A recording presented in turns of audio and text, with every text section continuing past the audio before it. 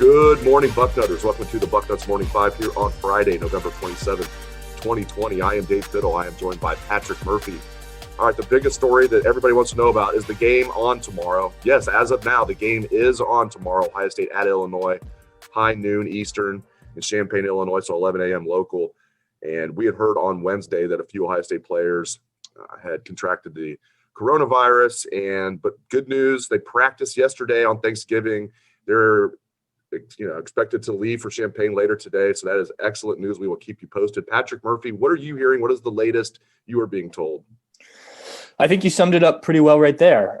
There was obviously a concern on Wednesday after guys tested positive. What they wanted to do was see, after isolating those guys, quarantining, whatever you want to call it, following their protocol, see if this expanded beyond those guys and if it was going to cost them a game. Ohio State obviously has done everything within the team's power, players, coaches. I mean, we've talked about it plenty about the sacrifices that these guys have made to not let this thing become an issue. The fact that it hasn't become an issue before then for this team, I think is fairly impressive given what we see around the country. But, some guys got it, and now it's about making sure that it didn't spread. And so I think Ohio State's being pretty cautious about this whole thing. Trying to, making sure obviously testing every day, but, being careful about what they're doing. But as you said, practice yesterday, obviously Ohio State tweeted out pictures from that practice. So that's a really good sign. That to me, at least without any official word, means that there were no, or if any, very few positive test results. And, things are still moving forward, as you said, to play Saturday. So, we'll see what we hear today. I believe they test around 8:30 in the morning. So if anything new comes out, we'll obviously do our best to get it to people. But it sounds like the Buckeyes have handled this well enough where, yes, guys are going to miss games, but the team will still be able to play, which is really all you can ask at this point. Yeah, that was phenomenal news yesterday when they tweeted out that picture of practice, because we were hearing good things, but people kept asking, were they practicing for sure? And I'm thinking, I'm hearing they're supposed to practice, but as soon as they set that picture out, that was awesome. Pictures. They had Justin Fields in the first one. Somebody joked they should have screwed around and put CJ Stroud out there, and everybody would have freaked out. Where's Justin at? The first picture was Justin Fields out there. He's good. They had Josh Myers out there and a few other guys that they had 4 different pictures. So that was huge news yesterday. So yeah, we'll see what happens. And we don't know. I mean, Ohio State's not going to come out and say exactly what happened, but from what I heard, there was a handful of players that tested positive. They found out Wednesday, but those could have been false positives. As we know what happened with Justin Hilliard prior to the Penn State game. It was a false positive. He wasn't even able to play, but they've changed that rule. So who knows? We will keep you guys updated both on bucknuts.com, hopefully, and here on the show, but hopefully we're not doing an emergency podcast like today, Patrick. Now, I do find this interesting. Ohio State usually releases its status report every Friday at around 10 a.m. They're releasing it tomorrow instead at 10 a.m. So 2 hours before the game starts instead of 26 hours before the game starts. Obviously, it makes sense. They're just trying to make sure everything, they're going to get another round of testing, I'm sure, that they'll get the results of probably Saturday morning. They're going to get, as you mentioned, they'll have results today from a round of testing. They'll probably have another one either tonight or early tomorrow. What do you make of Ohio State not releasing its status report till tomorrow? I think it's another step in the caution that I talked about earlier. I think ultimately, it would be silly of them to, obviously we'd like to see the stats report today just to know in, the normal rhythm of things. But if they're concerned about potentially releasing it today and then having more guys pop off as positive tomorrow, and that doesn't mean that they think guys will, just that there's the concern of it, then it makes sense to wait, I think. And some teams do this. You've seen, I think there's even other Big Ten teams who announce day of game guys that are available or not. So this isn't unprecedented from a larger scale. It's just the way Ohio State's done things under Ryan Day the last 2 years. It's been the Friday before the game. So, I think while it is a detour in our plans and the stuff we publish, I think it makes sense to wait, get the most accurate information out, because if they announced it today, more guys test positive tomorrow, God forbid, then, you're having to release more stuff and explain. And obviously Ohio State is trying to protect players in this so that, it's not immediately obvious, even though it will be fairly obvious who tests positive. And, that way you're releasing everything at once and not having to come back with a second status report or a second update about guys that are out. So I'm not surprised that this is the case, and, we'll roll with it. And obviously as soon as we know, we will provide the status report to all of our readers. Buckeyes and Fighting Illini. Illinois is on a 2-game winning streak. Let's talk some actual football here and break this game down. Buckeyes, at last check, Patrick, favored by 28. Briefly, the game was taken off the books at some sports books, but it's back on everywhere I've checked. Buckeyes favored by 28. How do you think this game is going to go, and what's your prediction for a final score?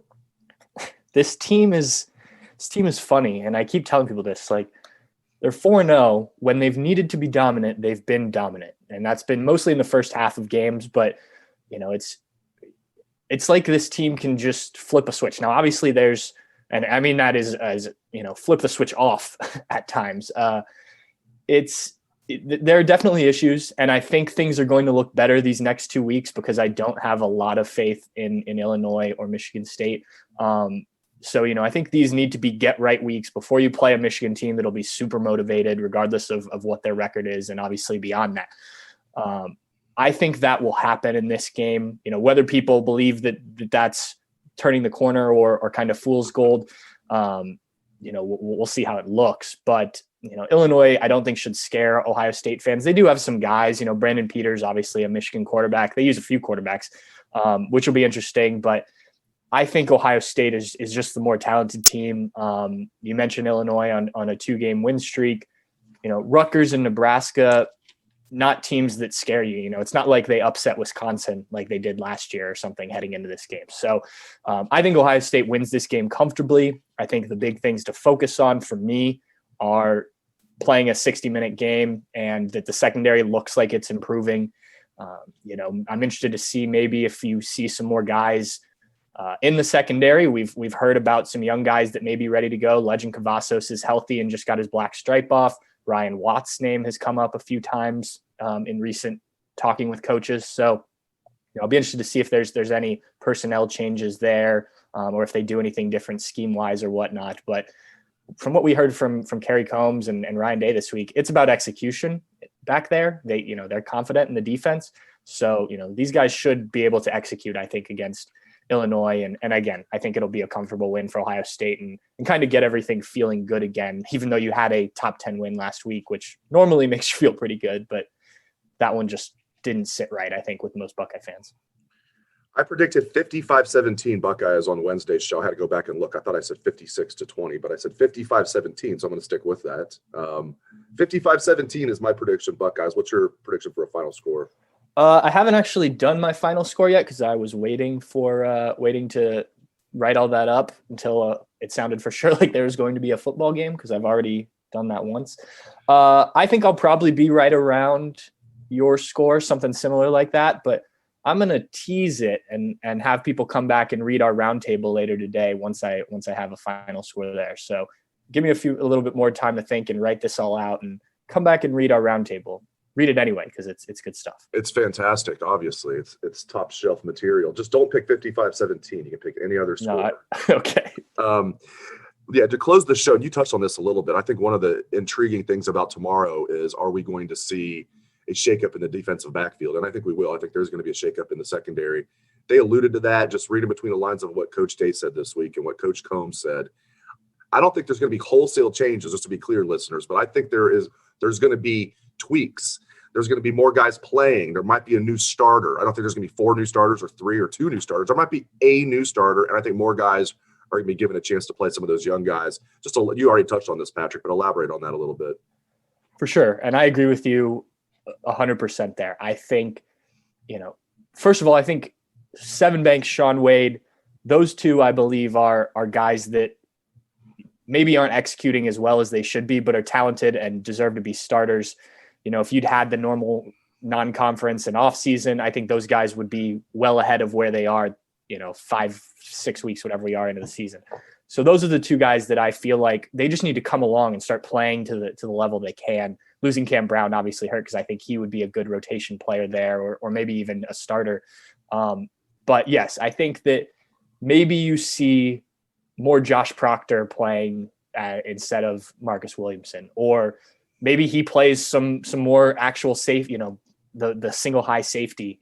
I don't think that really fits his skill set, but I think that Marcus Hooker did not show well for himself last week, and maybe there's a tweak there. I'm not sure if they play the young freshman back at safety at this point, but Legend Cavazos got his black stripe off for a reason. And I know that they're high on him. I know that they're high on Ryan Watts.